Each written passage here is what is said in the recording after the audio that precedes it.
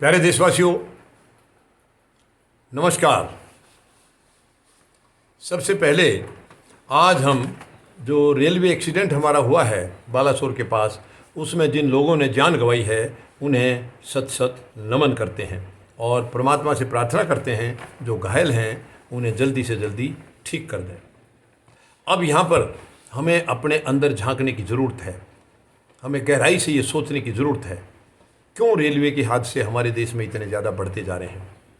और वर्तमान में जो हादसा हुआ है, यानी 3 ट्रेनें एक साथ टकराई हैं, ये बहुत ही भयंकर हादसा हुआ है, बहुत ही गंभीर हादसा है। और हालांकि इसकी जांच के आदेश दे दिए गए हैं। अब जांच रिपोर्ट में क्या आता है वो देखा जाएगा, जैसे भी होगा। लेकिन जो लग रहा है मुझे, मैं अपनी पर्सनल व्यक्तिगत राय से जो आपको बताना चाह रहा हूँ कि मुझे इसमें 2 कारण लग रहे हैं और उन 2 कारणों में से एक कारण आज हम इस वीडियो में डिस्कस करेंगे, उसके ऊपर हम चर्चा करेंगे। यानी वो कारण मुझे जो लग रहा है वो है रख रखाव का, मेंटेनेंस का। और मेंटेनेंस में सबसे ज़्यादा आता है ट्रैक्स का मेंटेनेंस। इसकी तरफ सरकार का बिल्कुल ध्यान नहीं है। मैं आपको बताना चाहूँगा, मैंने कुछ आंकड़े भी इकट्ठे किए हैं।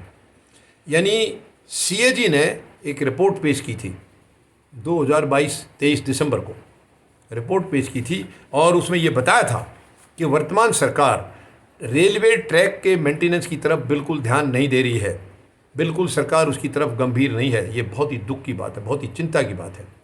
यानी कि ये CAG की रिपोर्ट है जो कि संसद में, राज्यसभा में ये पेश की गई थी। वहाँ से कुछ मैं आंकड़े जो आपके लिए लाया हूँ। इसमें एक तो यह है कि 2018 में जो इंडिपेंडेंट सेफ्टी कमिश्नर होता था वो उनको इन्होंने प्राइवेट बना के रख दिया है। इतनी शर्म की बात है, क्योंकि ये सरकार तो है ही प्राइवेट सरकार। ये कोई इस देश की सरकार के तौर पर तो काम इसने आज तक किया ही नहीं है। अब देखिए CAG ने क्या लिखा था, 2017-18 से 2020-21 के बीच में 217 भयंकर जो रेलवे एक्सीडेंट हुए थे और उनमें ज़्यादातर जो थे वो ये पटरी से नीचे उतरने के थे, ट्रैक से नीचे गाड़ी उतरने के थे, जिसका कि सीधा सीधा संबंध है मेंटेनेंस से। इसके बाद 2017 से 21 के बीच में, यानी इस 4 साल के दौरान में कुल दुर्घटनाएं जो हुई हैं, 2017 दुर्घटनाएं हुई हैं रेलवे की, और जिनके अंदर 1392 जो घटनाएं हैं वो पटरी से उतरने की हैं।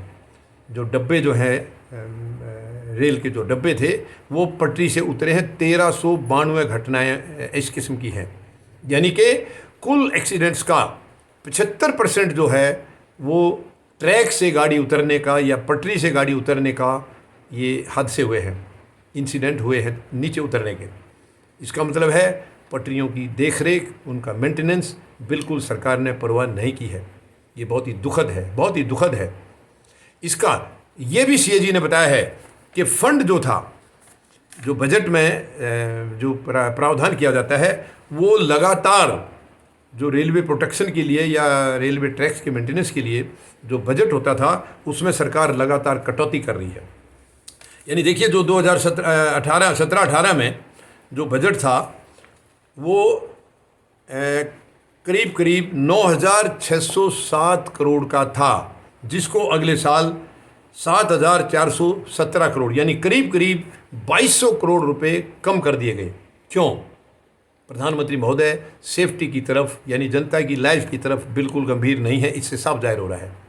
और वो जो बजट कम तो किया है, लेकिन कम करने के बाद भी जो बजट निर्धारित किया था वो भी रेलवे ने खर्च नहीं किया। अगर उसको खर्च किया होता तो शायद इस हादसे को हम बचा सकते थे, ये हादसा नहीं होता। ये जितने भाई बहन बच्चे हमने खो दिए हैं वो आज हमारे बीच में होते। यानी 300 के आसपास, अभी सही आंकड़े का पता नहीं चल रहा है, गलत सलत आंकड़े आ रहे हैं। 300 के करीब मौतें बता रहे हैं और 1,000-1,100 के करीब घायल बता रहे हैं, लेकिन सही फिगर जांच के बाद आएगी और भी इसके क्या क्या कारण थे उनका पता चलेगा। लेकिन ये कई मुख्य कारण हैं। यानी प्रधानमंत्री महोदय बुलेट ट्रेन का सपना दिखा रहे हैं देश को, लेकिन जो नॉर्मल ट्रेन हैं उनको हिफाजत से चला नहीं पा रहे हैं। कितनी शर्म की बात है, कितनी दुख की बात है। क्या देश के प्रधानमंत्री को जनता की कोई चिंता नहीं होनी चाहिए? जनता तो उन्हीं का वो देख रही है, वो किसका देख रहे हैं? ये सारा देश जानता है कि वो किसका देख रहे हैं। ये बहुत ही शर्म की बात है। यानी आज बुलेट ट्रेन के सपने दिखा करके जो साधारण हमारा नॉर्मल ट्रेनें हैं, चाहे वो पैसेंजर ट्रेन है या वो एक्सप्रेस ट्रेन है, उनके रखरखाव, उनकी सेफ्टी का सरकार को कोई फिक्र नहीं है। तो बुलेट ट्रेन का क्या हाल होगा इस देश के अंदर, आप अंदाज़ा लगा सकते हैं। ये बड़ी शर्म की बात है। तो मैं सरकार से निवेदन करता हूँ, निवेदन के लायक नहीं है वो, निवेदन करता हूँ, मेहरबानी करके जागिए। 140 करोड़ लोगों की लाइफ की चिंता करिए, वो आपके भरोसे हैं, मत उनको शिकार बनाइए। बहुत ही शर्म की बात है। धन्यवाद। जय जवान, जय किसान, जय हिंद।